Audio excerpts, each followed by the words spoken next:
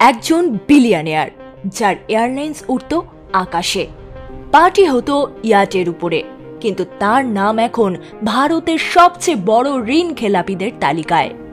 এই মানুষটি বিজয় মালিয়া 2005 সালে শুরু করলেন কিংফিশার এয়ারলাইন্স। স্বপ্ন ছিল বড়, কিন্তু ব্যবসার মাটিতে ছিল না পা।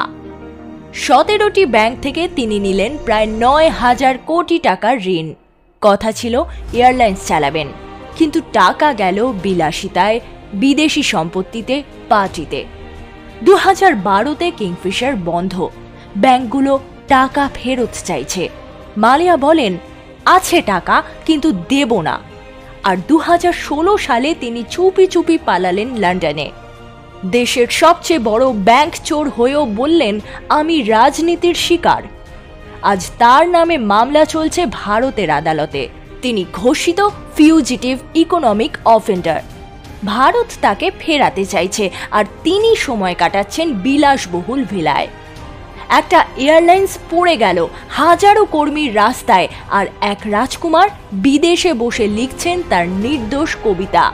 বিজয় মালিয়া এ কেবল এক নাম নয়, এটা ভারতের ব্যাংকিং ব্যবস্থার এক কালো অধ্যায়।